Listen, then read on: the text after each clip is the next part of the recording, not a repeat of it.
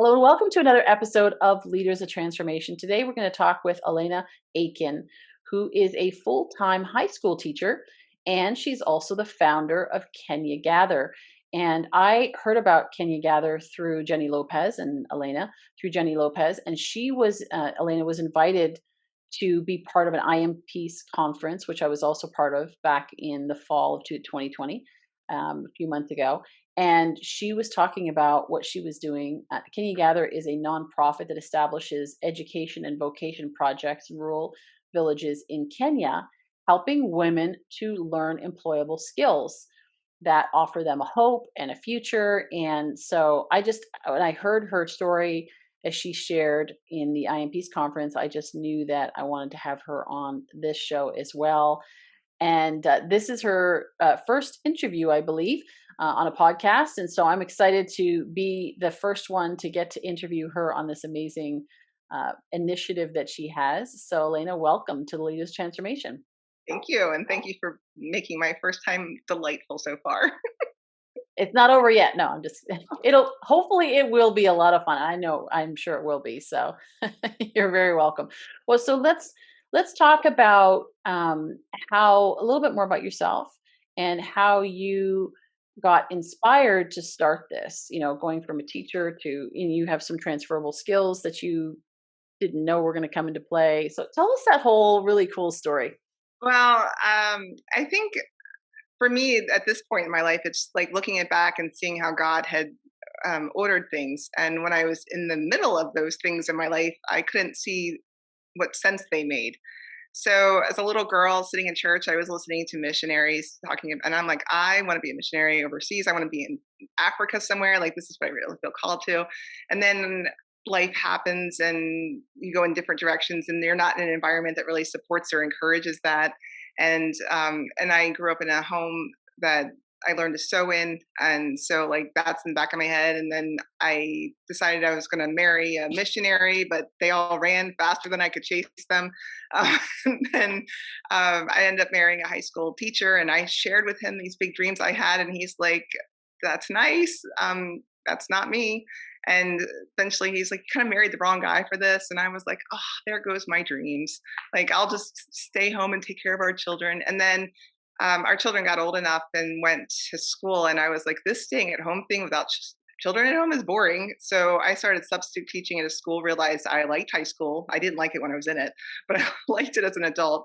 And I was told about family and consumer sciences opening. I didn't have a degree in education, it was general studies, multidisciplinary studies. And so I interviewed for the job. They hired me, and it was teaching culinary and human development. And then someone had opened up the sewing program.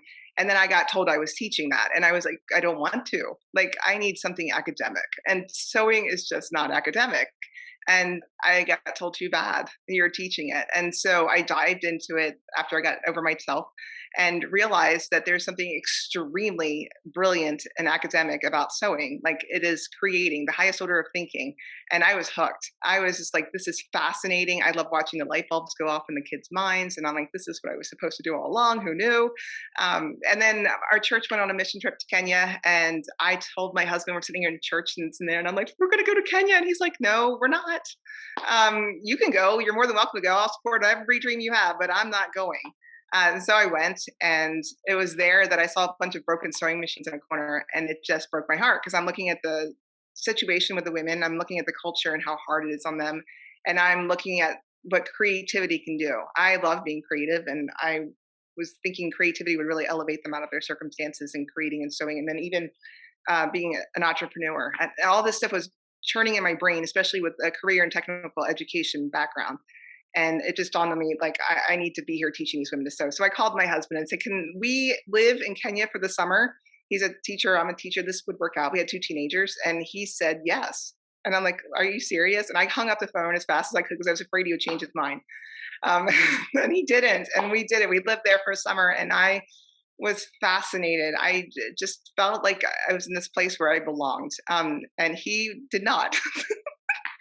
But he's gotten over it since then. There's been so much that growth and learning that has happened between us, and I haven't convinced him that we're going to live there one day. But he knows that I want to. So I figure if I go, he'll follow. So we'll see. But that's how it started, and then the sewing and connecting it with Kenya. Then the organization starting is because the group that I went to visit was in the middle of a lot of corruption, and I couldn't handle the corruption. I just was not willing to work with that. And so God made it very clear, especially through Jenny, who told me that I was walking in disobedience to God if I didn't start my own organization. And I'm just like, what are you talking about? Like, no, that's not the God I know. He wouldn't make me do something I didn't want to do. But sure enough, like I had to wrestle around with that. And so I started Kenya Gather as an answer to doing things differently so that the resources and help that was needed in the people could actually go to the people instead of into the hands of all of the people along the way. Because that's what I was seeing. The poorest of the poor were never getting the resources. People are doing these things in their name, but that's not what was happening when you're there. And people don't stay long enough to see what's going on. They visit, they drop stuff off, and then they leave. And I was there long enough over the summer to see the whole picture and realize something had to be done differently. So that was in 2018 the organization started, and it was 2016 that I went to Kenya for the first time. Well, and I'm sure you had quite a journey in that process. You talk about corruption. I know there's a lot of corruption in different countries that have that issue where people want to help, but they don't understand the system, what's happening over there, and how to do it with people that are going to actually do what they're promising to do. And so we can talk about that in a minute. But it's interesting what you talked about with Jenny and saying that you're being disobedient to God.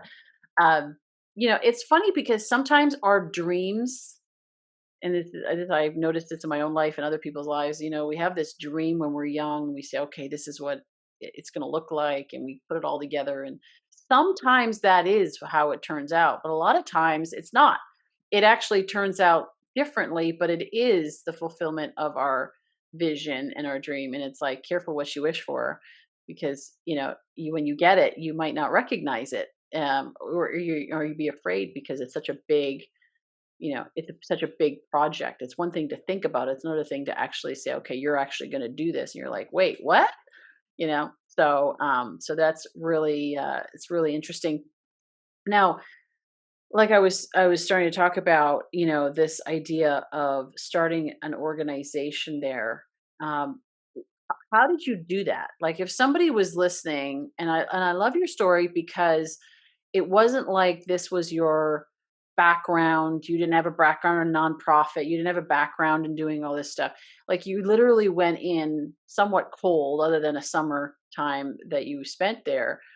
And so how did you start that process? Because I bet you there's a lot of people listening who are thinking, well, I would love to do something, but I have no idea where I would begin to even be, to make the connections that I need to make and what needs to happen. And just all of it is just very overwhelming. I think that quote, ignorance is bliss helps. I didn't know what I was walking into. I thought it was, for me, it was just the simple picture of I wanted to buy a piece of property to build a sewing school. And so, in order for people to donate the money to me, I had to start an organization so that they could donate it to the organization and get the tax deduction. They weren't willing to do that. So, to me, it was just a simple I need this organization so I can buy this land. And that was it. If I Got had it. known everything else I was going to get into, I think I would have run far away from it. So it's having a blindness to all the things ahead. And then also that mixed with my personality, I tend to be a little impulsive and a little bit free spirited, and I'll jump into things that I have no clue about and I'll figure them out as I go along. So that personality has helped a little bit, but I think if I had a steadier personality, it might have helped in some other things. But God provides people to work with that fill in those gaps. My project manager in Kenya is the polar opposite of me, and it's a good thing because things get done much better than if I was over there doing them. And so it's God fills in. That's all I know is God fills in and provides in ways that I couldn't even fathom. And there was enough heartache even after starting the organization and dealing with people that I thought were working with me as my friends over there, and they turn out to just be using me or stealing from me. And if you know that stuff going into it, then it's almost like you don't even want to do it. So my blind trust of people was helpful, because once I was in it, I realized if I quit, then all of these people that I was heartbroken over that never get anything, they're still going to not get anything. So God's put this on me to make sure that that connection is made between his blessing and the least of society, because he is longing to answer their prayers. And if I didn't do what I was called to do, then who was going to do it? Because I didn't see anybody else lining up to get out into the middle of nowhere. Yeah. Yeah, that ignorance is bliss is I'm grateful that God doesn't show us the whole path. I'm grateful that we don't know the entire future, because yeah, I'm with you. You know, I probably would have been like, can we pick another Way path too here? hard. What's plan B? So let's look at door number two.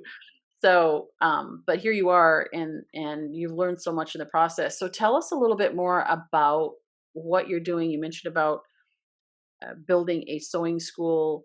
Tell us a little bit more about the village there where you're working, and how this is impacting the women there, and of course their families and so forth. Um, and yeah, just a little bit more of a context around what Sure. actually So goes on. the tribe that I started working with is the Pokot, and they are up in Western Kenya, almost to Uganda, in the bush. There's nothing. And it was through the now not working with me corrupt person that God chose a broken road to lead me there. It's the only way I can explain it. That um, and then his favor lined up things to get there. So we're on it could be communal property, but it's now ours. It's been titled to us, but it's also within the compound of the Kenya General Electric Company. And they 30 years ago had promised to do all of these education projects for the locals, and all of the money that was set aside, of course, was stolen, and no one knows where any of it went, and nobody was ever held accountable. And so 30 years later, people don't believe anybody's going to stick around, do anything for them. They're just like, they only see right in front of them, and they're like, oh, this person, I'm going to steal from them right now because they're going to be gone too. And I've been there for, I think, 3 years now, and they know who I am. I don't know who they all are. They know who I am because I keep coming back, and that shocks them. And God provided a significant grant last summer, and I was able to renovate 3 of the buildings we inherited. They were termite ridden, falling apart wooden buildings. Now they're beautiful masonry buildings. And so we're gonna, because it's so remote, people walk everywhere.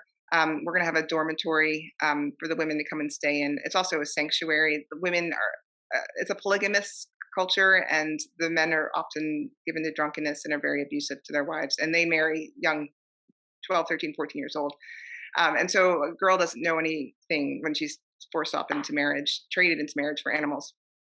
So her like self-identity view of herself is just a mess.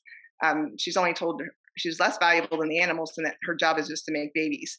And so when she wakes up and realizes she's in an abusive situation, she needs somewhere safe to go. Well, our school has become that as well. It's a sanctuary for those women who are looking for somewhere safe to be. And then it's also the locals can live there. And so now we have a place for them to stay. And I have a local Pokot woman who is teaching them. Right now, COVID has been, God has given us silver linings in the middle of COVID. And one of it is that we've gotten incredibly much smaller class sizes. And now I'm seeing my sewing teacher shine with being able to manage a smaller group of people, which is really neat. Watching the pictures that come in of what the women are producing. So that's Pokot, West Pokot, and they are notoriously made fun of as a people group within their country because they are a warring tribe and they're uneducated and illiterate. So I've heard all and seen all of the tribalism against them. And so I'm like, no, you guys have value and worth. And so people are like, I can't believe you go out there. Don't they have machine guns everywhere and they're ready to shoot everybody up? Well, that's how they used to be, but it's not. They're friendly towards guests. I hope they have been.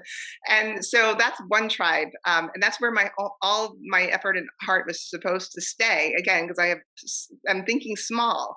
But then 2 Christmases ago, God opened my eyes to another area, which is my project manager's village. We were just passing through, and it's all the way down near Lake Victoria. So halfway down the country, entirely different group of people, entirely different culture within the country. And I was sitting there, and just God downloaded another vision to me that this was going to be another sewing school. And I was just like, huh.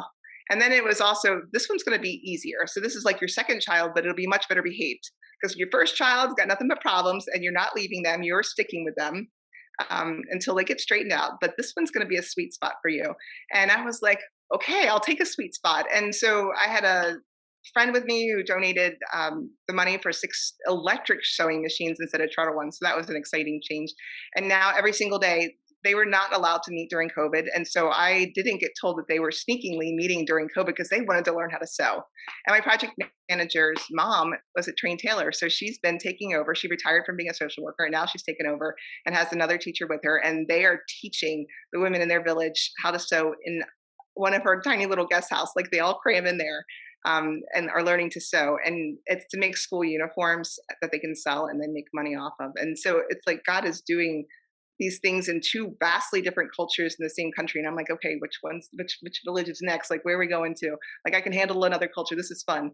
So it's been a really neat thing to see how he's chosen which people to work with and provided the way to work with them. So again, up in Pocot with the Pocot, it's been more expensive and a difficult journey. But it's also going to be probably one of the most rewarding things. And that's where all of our funding has been going right now is towards finishing our construction of the dormitories. And we plan to officially launch the sewing school in January this year. We've been undercover. So now we have to go register with the government and say we are an official school. So that's going to be really cool when that happens.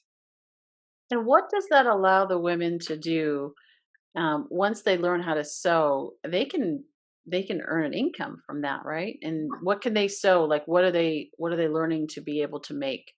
Well, so out in Pocot, their cultural thing for Christmas is just having something new. So the women that had gone through 1 year of sewing were already at Christmas time this past Christmas sewing simple dresses for the women or tailoring, fixing pants or shirts.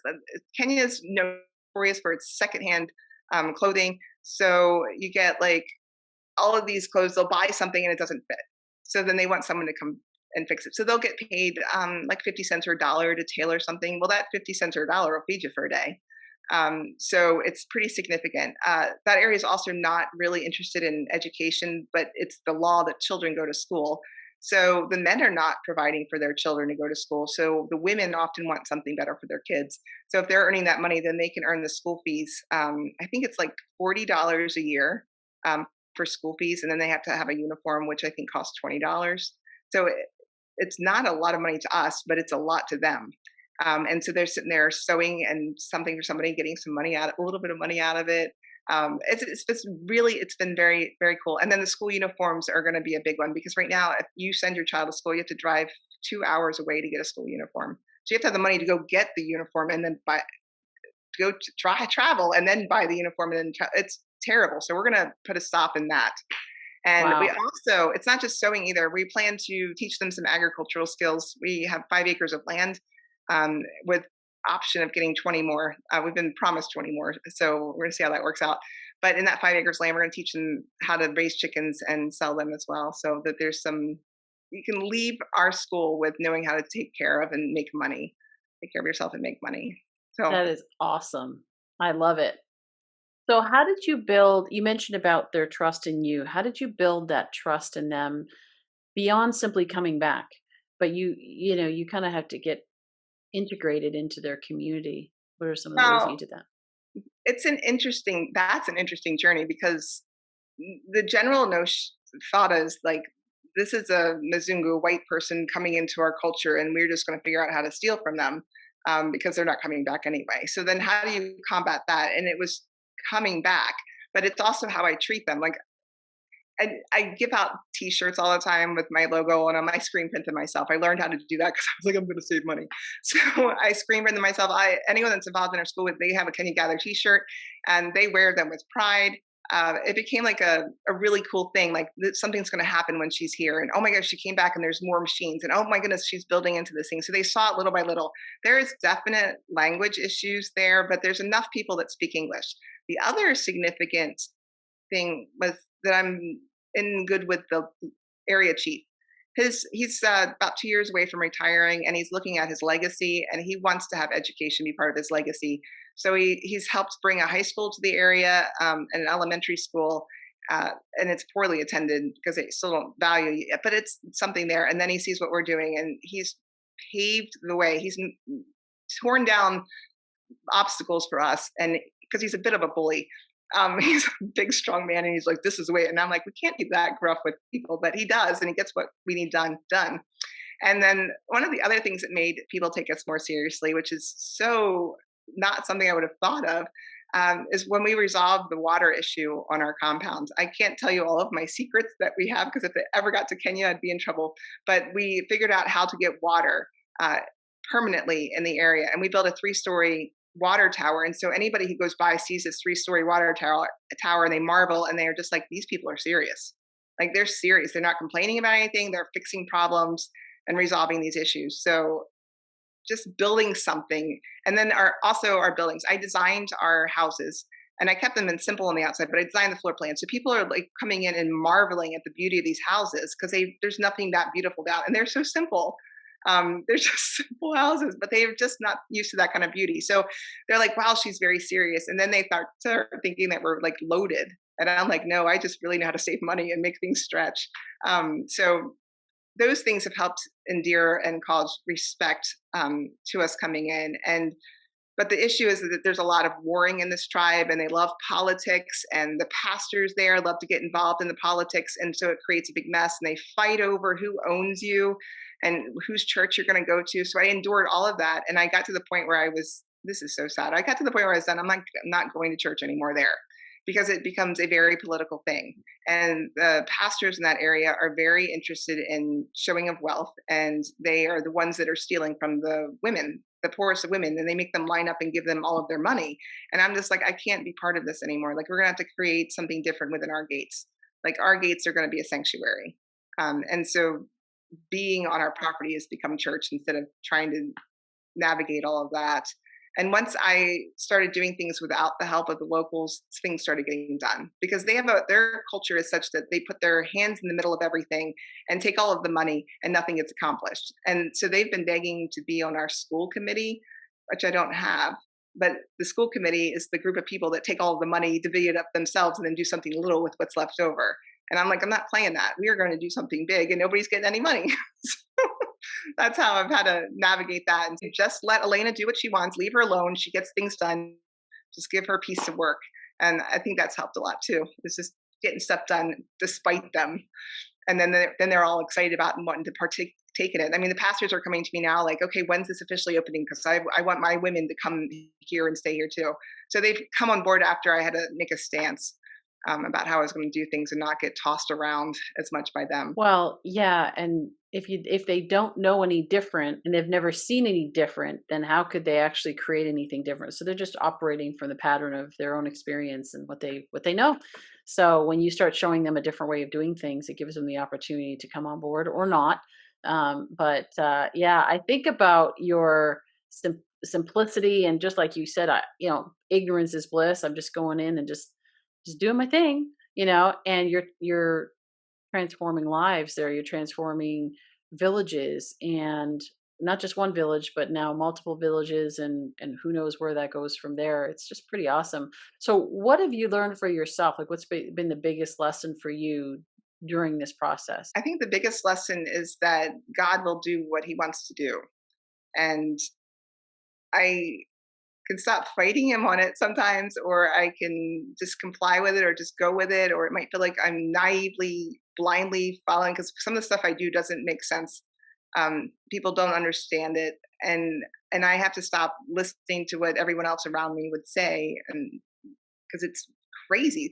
Like, who starts a school in the middle of nowhere in Kenya? Like, why would you do that? Like, I get a lot of that. Aren't there people locally that need help? Why are you wasting all your resources going all the way out there to help people? So you hear all these things, and I'm like, but God loves those people, and nobody's going out there. So it's like just trusting that he's going to do what he's going to do, and I can join along and do things at his pace, which sometimes means I need to slow down because I'm like, come on, God, hurry up. Like, we're going this way, God. And he's like, slow down. I've got this figured out. And I'm going to make you wait, by the way, for things you don't want to wait for because something better is coming. That has happened I don't know how many times. And I'm just like, I'm not interested in learning patience. I'm not that person who ever prayed for patience. I don't want any. I don't need it. I don't want it. Apparently, I need it, but I don't want it. So it's more. I think I've learned overall just a lot more about who God is. Like I have a master's degree in theology. I studied it, but it's different than knowing it, and the inner parts of who you are. So I've had a more intimate understanding of His heart, working with people that are greedy and self-centered and vicious at times, um, and not caring for their own people the way they should. But if we don't go do this, who will? It's too easy to give up. And so I also had made a commitment, no matter what was going on. And I said this to the area chief: no matter what, I will see this through. And and I think making that commitment has been awesome. And then watching who God brings up alongside of you. My project manager, he saw the whole situation as like, I'm going to make sure you don't quit. So I'm going to encourage you and support you, and be there to listen to everything you need to talk about. And we're going to figure out these problems together. And he's also patiently taught me a lot about the culture and how to navigate through African ways of doing things versus American ways of doing things, because my American ways of doing things are not helpful over there. And so I've had to undo a lot of my thinking. And so, but it's all in God's time of His way of doing things. So I hear surrender, surrendering to God's purpose. I hear patience and getting the right people around you that have more experience, are local, can educate you. So there's humility there, and also resilience and persistence and commitment, and really committing to what it is that you're doing. Some really important qualities. If anyone's going to start on something, and you got to be willing to see it through. Otherwise, you won't get the reward of accomplishment or of creating something and making that difference. And of course, the people that you're intending to help won't get it either, because you won't if you don't see it through. So it's funny, because we oftentimes we want it the nice, smooth, easy way, but that's not where the true lessons and the blessings are, and that's not where we grow. We grow in the difficult times. And I just recently had a guest on the show talked about struggling well, and what does it mean to struggle well? And because we're all going to go through challenges in life, that's kind of inevitable. It's just a matter of what are we going to learn through that. So really, really cool. So how can people get involved and or support what it is that you're doing there? Well, right now we're obviously growing, and I didn't ever think about us growing past the one little school. So in my mind, when I started this, it was all going to be like, I can afford this out of my own salary. But we've grown bigger than my salary can handle. And my husband does not want us dipping into his salary too, because he likes us to stay in our home.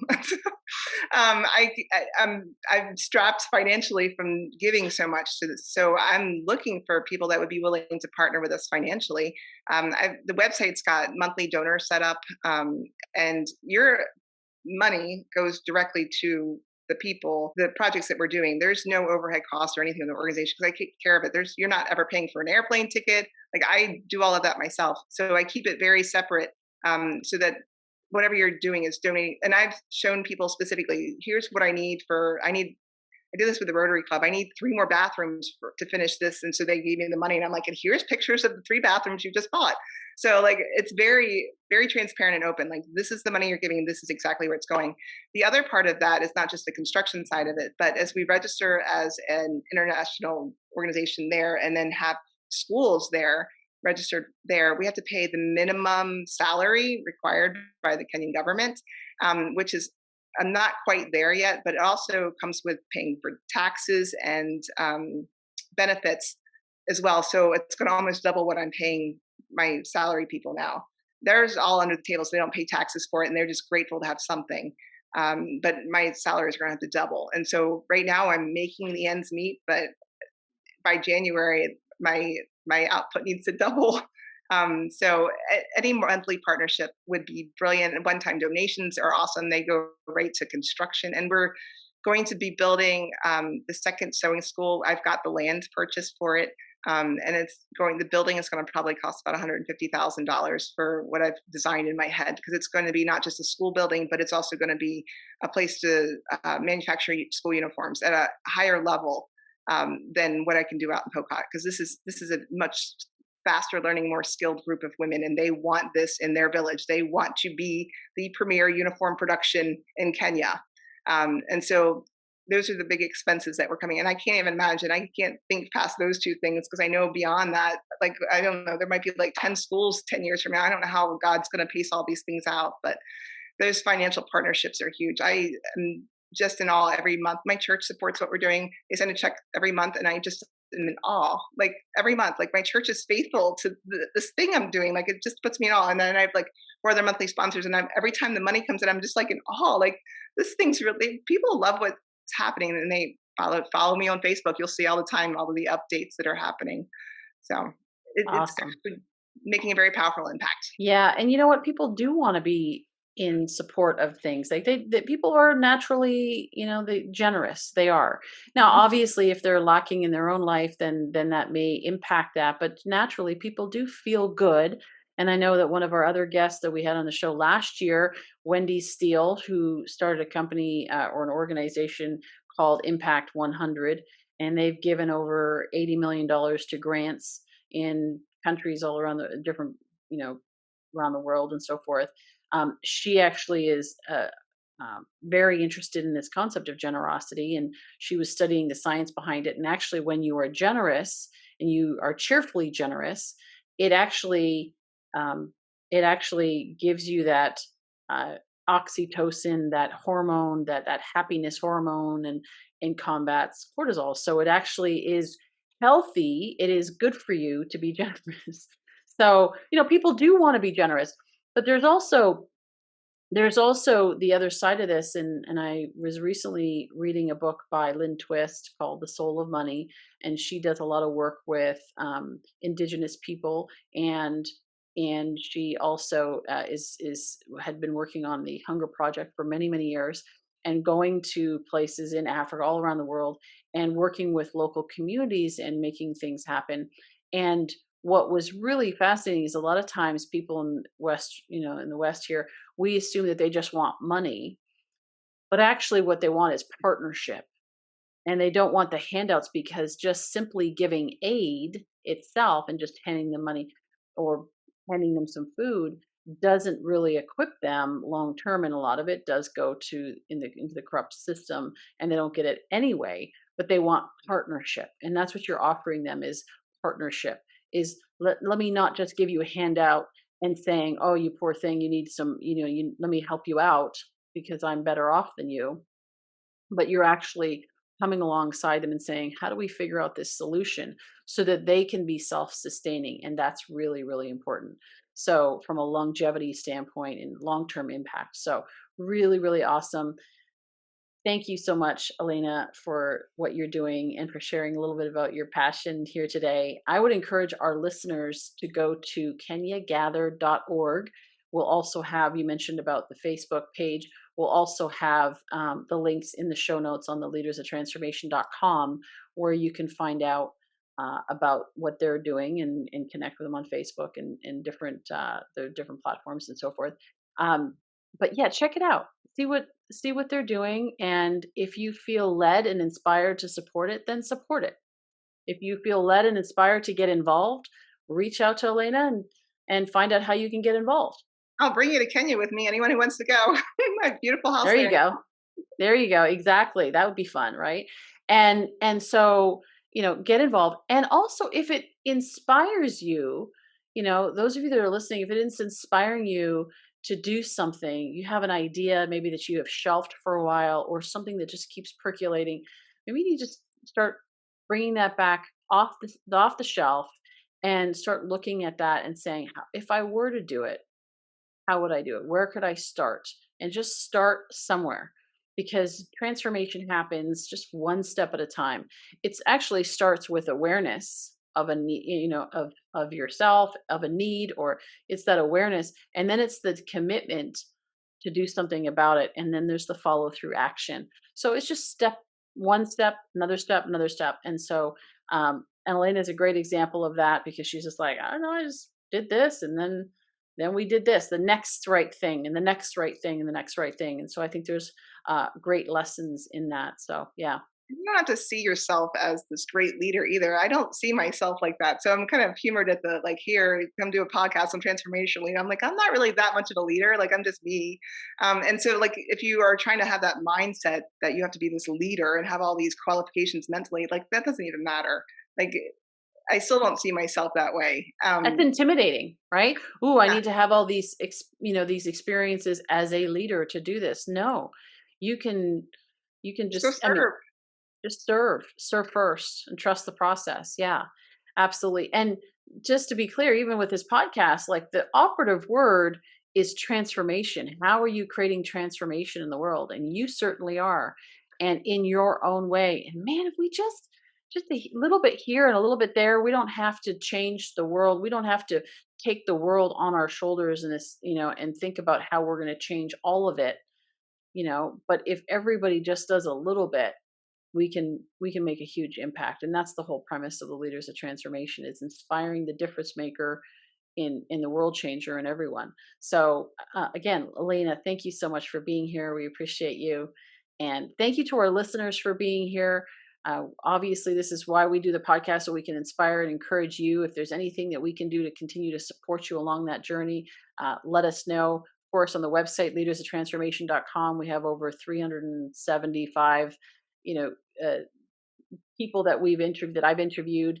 Um, Lots of information, lots of diverse backgrounds, different parts of the world, and so start digging into those different topics if you're new to this show. And I know that you'll get what you need to be that leader of transformation as you're capable of being. And of course, next week we'll have another amazing guest on this show who will also be sharing how they're creating transformation in the world. So we look forward to having you come back, and we'll see you next time. Thank you.